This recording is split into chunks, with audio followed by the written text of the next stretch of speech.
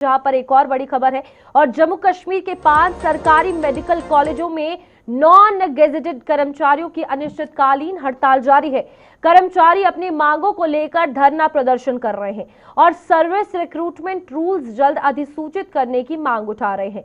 कर्मचारियों का कहना है कि नियमों को अधिसूचित किए जाने से उनकी सेवा संबंधी समस्याओं का समाधान हो सकेगा।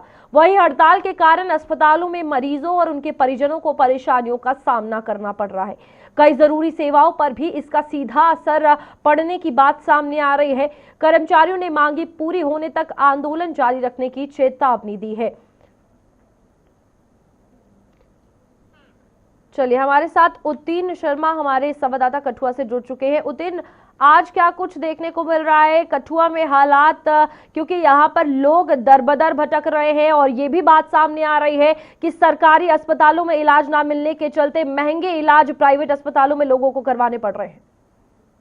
बिल्कुल रूपाली, सही कह रहे हैं आप, क्योंकि यहाँ पर इलाज नहीं हो रहा है। जिस तरह से आप देख रहे हैं, इस वक्त हम जीएमसी कठुआ में भी मौजूद है और मेरे पीछे जो है नॉन गैजेटेड एम्प्लॉयज जो है वो बैठे हैं काम छोड़ो हड़ताल पर। और कल भी हमने पेशेंट से बात की, आज भी हमने पेशेंट से बात की। पेशेंट्स का यहाँ पर जो है, जब हड़ताल नहीं होती यहाँ पर लंबी लंबी कतारें लगी होती थी पर्ची कटाने के लिए। और जब पेशेंट से आज बात की, आज एक भी पेशेंट आपको नहीं दिख रहा है। पेशेंट कह रहे हैं कि बनी से हम आए हैं, बसोली से आए हैं, हम इतना अफोर्ड नहीं कर सकते प्राइवेट अस्पतालों में जाना, फिर भी हम यहाँ पर आते हैं। किस लिए? क्योंकि हमें अपना इलाज करवाना है, विभिन्न टेस्ट करवाने हैं। पर जब हम टेस्ट करवाने के लिए आ रहे हैं तो हमें सिर्फ यही जवाब दिया जा रहा है कि इनकी स्ट्राइक है। पेशेंट का कहना है कि हमारा क्या कसूर है, स्ट्राइक ये कर रहे हैं, इसमें हमारा क्या कसूर है? सरकार को क्या नहीं पता है कि ये स्ट्राइक कर रहे हैं? 7 साल से, मैं आपको बता दूं रूपाली, नॉन गेजेटेड एम्प्लॉय जो है 7 साल से डिमांड कर रहे हैं अपनी। ये आज की डिमांड नहीं है। और सबसे अहम बात ये है कि पहले जीएमसी कठुआ जो है वो 250 बेड का अस्पताल हुआ करता था। अब ये बढ़ाकर जो है लगभग 700 बेड यहाँ पर जो है वो बढ़ा दिया गया है।